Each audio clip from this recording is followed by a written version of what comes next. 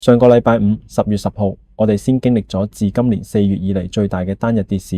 標普500一夜跌咗3%，VIX 恐慌指數爆升。最得人驚嘅係收市後，特朗普仲要喺社交媒體加碼，話要對中國徵收100%關稅，搞到連加密貨幣市場都出現小型閃崩，Bitcoin 一度跌超過15%。點知今個禮拜一10月13號就即刻嚟個 V 型大反彈。道指爆升600點，然後到星期四又輪到地區銀行出事 ，Tricolor 呢啲次級車貸公司破產，搞到 Zsigm Western Alliance 呢啲銀行股被洗倉，地區銀行股 ETF KRE 一日跌6%。摩根大通嘅戴蒙 Jamie Dimon 仲話見到一隻曱甴，通常都仲有更多，嚇到個腳軟，但係去到啱啱收市嘅禮拜五10月17號，成個故仔又反轉啦。特朗普突然自己拆彈，接受訪問話100%關稅不可持續 ，not sustainable， 仲話會同習主席見面。於是乎，地區銀行股又 V 彈翻上嚟，三大指數全線收漲，標普500呢個禮拜埋單計數升咗1.7%。咁問題嚟啦，呢種 V 上 V 落好似精神分裂咁嘅行情，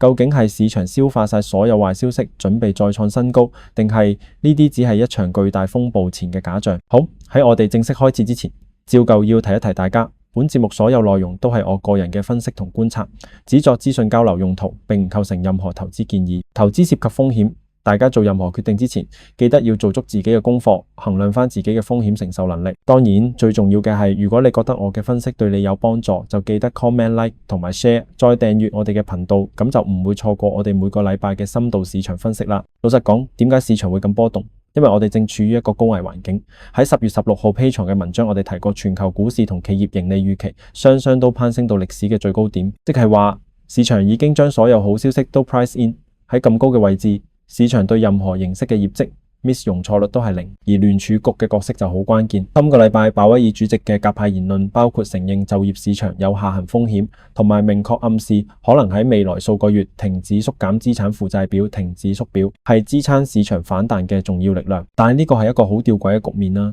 我哋喺10月15號 Patreon 嘅文章拆解過聯儲局所謂嘅 QT 量化緊縮，其實好蠱惑。佢哋表面上減短債，但實際上佢哋持有嘅10年期以上長債反而超然攀升到1.59萬億美元嘅歷史新高。呢種縮短放長嘅操作根本就係一種隱性寬鬆，目的係要穩定住長期借貸成本。所以鮑威爾一話可能停止縮表，市場就即刻嗨咗，因為大家知道個安全網一直都喺度。但係同時呢個亦都解釋咗點解通脹壓力咁難搞。不過今個禮拜最值得我哋警惕嘅係一個極端嘅市場背離現象，呢個係我喺10月16號嘅會員專屬內容入面重點講過嘅。第一個異常係散戶史詩級嘅狂熱。根據 Citadel 嘅數據顯示，散戶連續24個禮拜偏向買入睇漲嘅 call 期權，追平咗有紀錄以來最長嘅睇好紀錄。更驚人嘅係上個禮拜五10月10號嗰日 Citadel 平台上嘅散戶單日買 call 嘅數量創下咗歷史新高，即係話散戶唔單止樂觀，仲用緊前所未有嘅規模落重注賭市場繼續上漲。但係第二個異常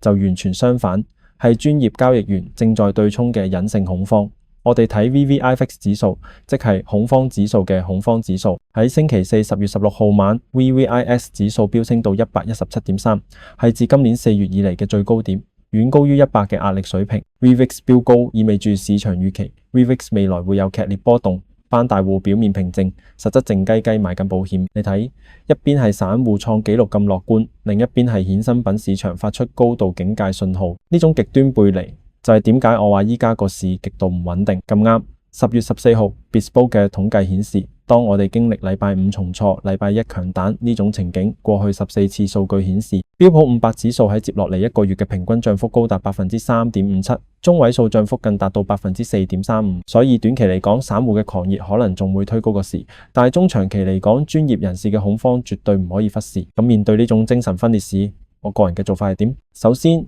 我會縮細我嘅交易倉位，但係同時我會將我嘅止損點設得更闊。點解？因為正如 VVIX 顯示，未來嘅日常波動將會非常劇烈。如果你嘅止損設得太窄，你好容易會俾呢啲 V 上 V 落嘅行情洗倉洗走。我哋再睇睇市場內部結構，今個禮拜嘅反彈其實都幾拉扯。強勢股方面，金融股係焦點，受惠於財報靚仔，摩根大通同富國銀行表現強勁。雖然地區銀行 Regional Banks 星期四嚇咗大家一跳，但係禮拜五10月17號嘅反彈亦都好快 ，Size 大漲近6%，Western Alliance 亦都回升。目前嘅信貸問題似乎係 idiosyncratic 個別事件，而唔係系統性風險。弱勢股方面就比較有趣啦。首先，半導體 Semiconductors 嘅表現都幾一般啦，呢個係一個警號，顯示即使 AI 係大趨勢，但板塊內部嘅獲利回吐壓力好大。例如係 Oracle 甲骨文，啱啱10月17號。開完 AI World 會議，畫咗個好大嘅餅，話 AI 營收要點，結果股價反而大跌7%，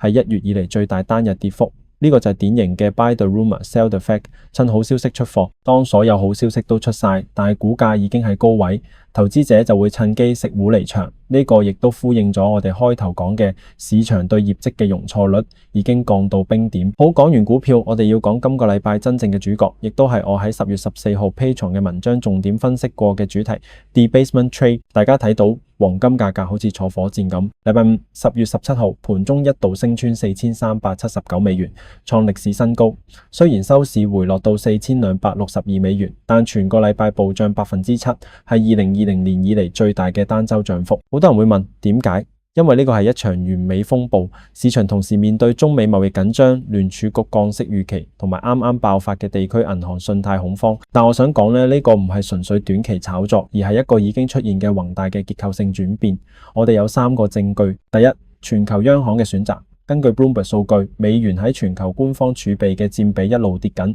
而黃金嘅佔比白色線就正在穩步回升。央行係最醒目嘅錢，佢哋用行動話俾你知，佢哋對美元嘅長期價值投下不信任票。第二，市場嘅瘋狂湧入。上個禮拜四10月9號，黃金 ETF GLD 嘅單日成交額達到驚人嘅125億美元，係歷史第2高紀錄。呢個成交量大到連好多科技七巨頭嘅個股都比唔上，顯示避險同保值嘅需求正以前所未有嘅規模湧入黃金市場。第三，實物市場嘅極度緊缺，呢個係最恐怖嘅。大家睇白銀嘅倫敦市場租賃利率 Implied Lease Rate，即係你借實物白銀嘅成本，喺上個禮拜五10月10號竟然飆升到超過30%，準確嚟講係33.5%。呢個係一個極度罕見嘅現象，意味住市場上嘅實物白銀極度緊缺，空頭 short sellers 想平倉都揾唔到貨。一場史詩級嘅白銀擠壓 Silver Squeeze 可能正在進行中。所以當你將央行嘅長期戰略、市場嘅短期瘋狂同埋實物嘅結構性緊缺擺埋一齊，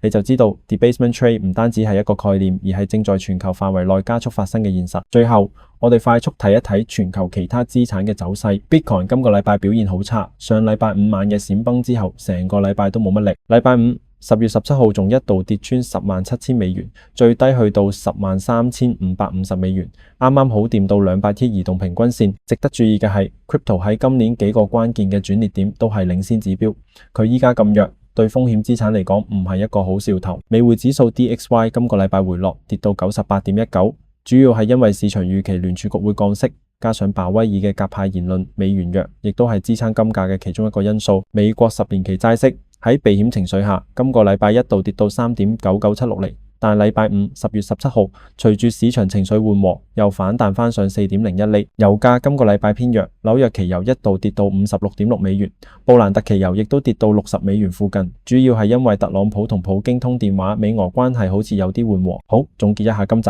短期嚟講，特朗普嘅拆彈言論加上鮑威爾嘅鴿派立場，成功穩住咗市場。V 型反彈睇落仲有啲動力，歷史數據亦都支持反彈後1個月通常會繼續升，但係我哋必須極度警惕基金經理手上嘅現金得返3.8%嘅極低水平，子彈已經唔多。下個禮拜財報季將會全面展開 ，Netflix、Tesla、IBM、Intel 呢啲公司都會出場，市場嘅容錯率極低，任何盈利 miss 都可能引發劇烈修正，大家記得管理好你嘅風險，扣好安全帶。今集嘅內容就差唔多到呢度。如果你想知我更多對於宏觀以及個別公司嘅詳細基本面分析，歡迎你加入我哋嘅會員專屬內容，我哋會喺會員區提供更深入、更具體嘅分析，連結就喺下邊嘅資訊欄。今集嘅跨市博弈就到呢度，我係徐立賢，我哋下一集再見。